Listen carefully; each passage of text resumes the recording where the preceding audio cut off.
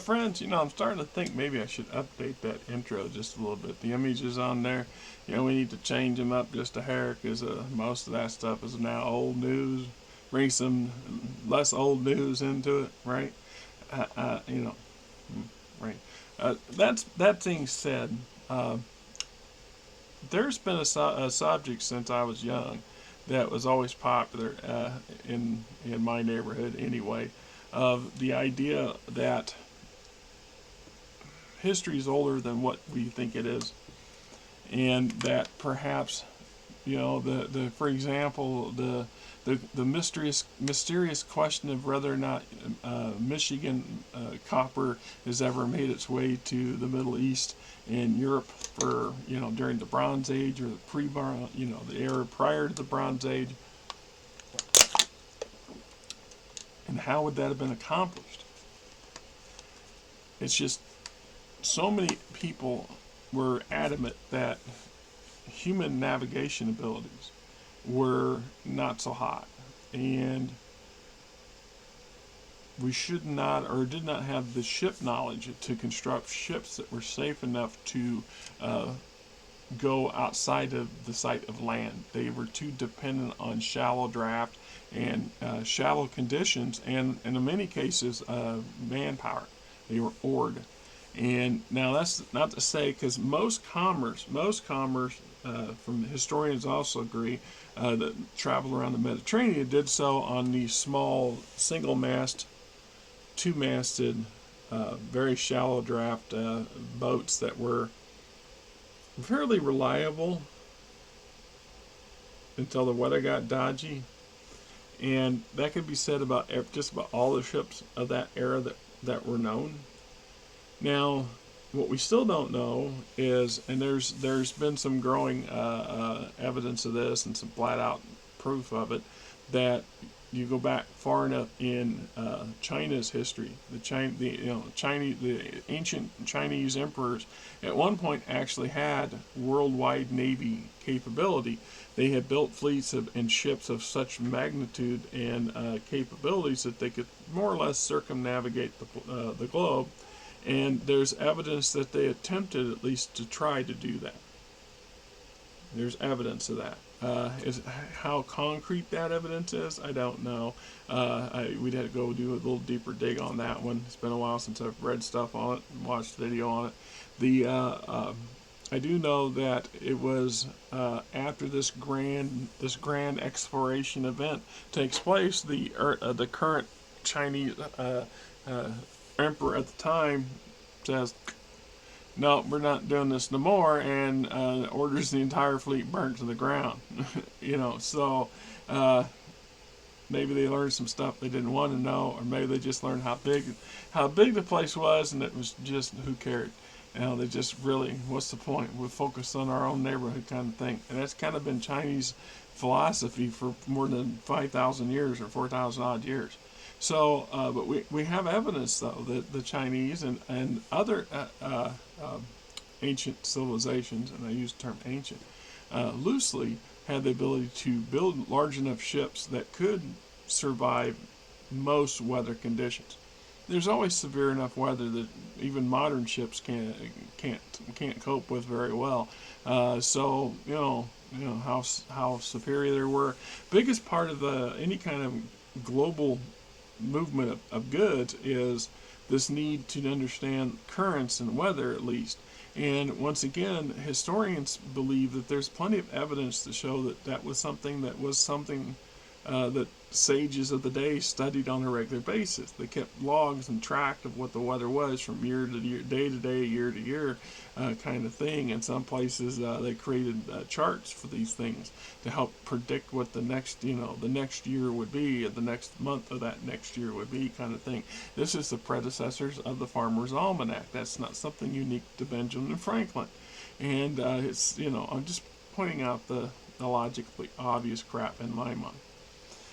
Plus, we have, the, and I keep coming back to this because I'm believe there's still more growing evidence of this having occurred. The pre Younger Dryas melt-off period when we see this sudden influx of water, rapidly raising water. There were entire communities that lived, like I said, a couple hundred feet down on the banks of the Black Sea, for example. And the Black Sea was a much smaller lake, and these communities, quite a few of them, grew up and thrived around them until the ice bridge or land bridge there, separating it from the Mediterranean, broke through and flooded the valley and created the ocean as we know it. And that was what, 40, 50,000 years ago. They think. The same thing on a grander scale could have happened when the gates of Gibraltar turned the Mediterranean from a small lake to the inland ocean that it is. I mean, a lot changed. The evidence and more increasing evidence of that the Sahara Desert was a lush tropical place for many, many, many years prior to something catastrophic happening and changing the environment. So to suggest that, like, the fabled Atlantis, but there are other societies that have plenty of evidence showing seagoing capabilities even in antiquity. So, in more acceptable, this side of the Younger Dryas. So, if we look at the Minoans, that's one that everybody keeps coming back to or like to focus on. Also, these mythical sea people that taxed Egypt, their ship capabilities and stuff are pretty advanced from what what little fragments we understand of it. So, the Minoans had the ability to do this. The reasoning and the motivation would be, it's like many centuries later when we find out that the Vikings had the ability to do this, because they did make it as far as Nova Scotia and the northernmost inches of North America, because we have uncovered physical evidence of that happening. But it wasn't sustainable, or it wasn't desirable to be sustained. So there wasn't follow-ups of settlements to create and grow something. That otherwise, who's to say what they might not have done had they done this, had they taken a different path, kind of thing. We might have had an entire Scandinavian culture in the northeast of North America, had the Vikings pursued it. Woulda, coulda, shoulda come up. Hmm. Then there's the assumption. One of our problems with ancient technology in general is we have a hard time rationalizing that you could have fairly complicated technology and not use, I don't know, a lot of heavy grade metal and metallurgy and construction techniques. Have you ever seen how complicated and complex a mechanism can be and be made out of wood? I've seen plenty of these toys, like little cranks and little doohickeys in them, and they spin and they move and they turn and they do all kinds of stuff. That's pretty fantastic for a wooden toy, right? Less than sophisticated stuff, which would be quite common in early technology, mostly all made out of what? Wood, rope, leather, mostly. Stuff's not going to hold up for 10 years, tens of years, let alone hundreds of years or thousands of years, and survive.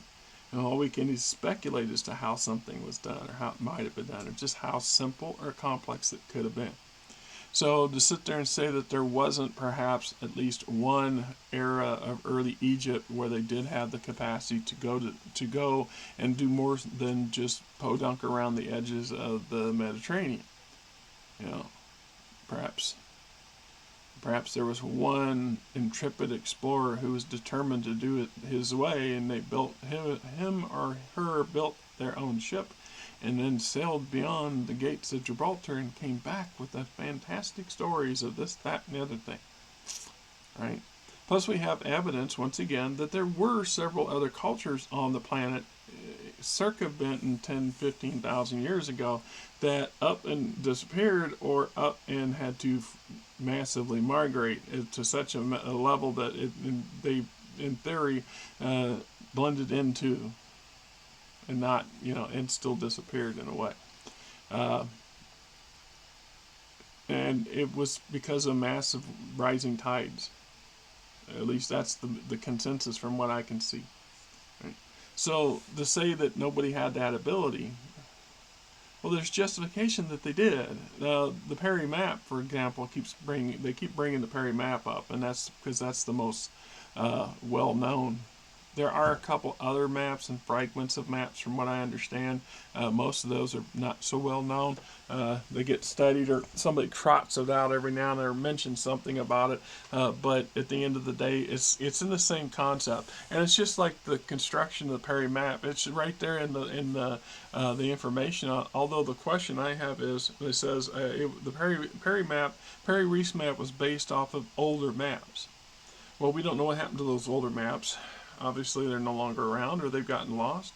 Uh, but it implies that there were other people at an yet earlier age that had the technology to understand navigation, and the mastered some of the limits.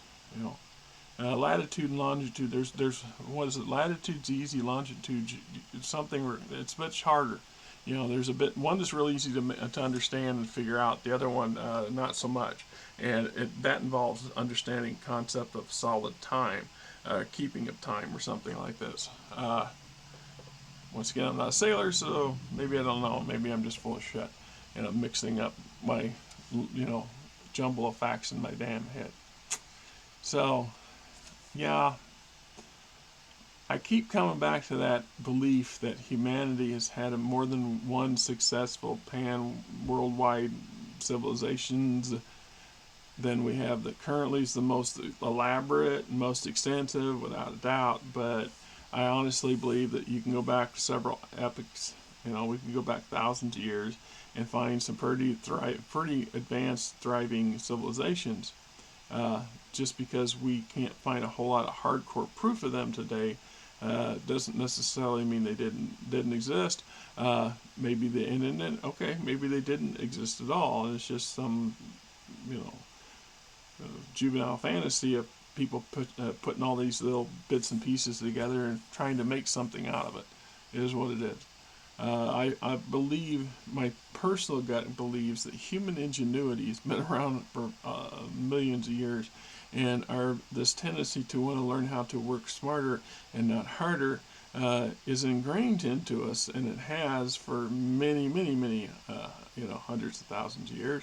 And so to believe that there weren't elements or attempts at even the most crudest of engineering and technological tool making is ludicrous at best, in my opinion. So, good or bad, that's my opinion on it. Until next time, y'all have a great weekend, right? Yeah, something. It's just irritating.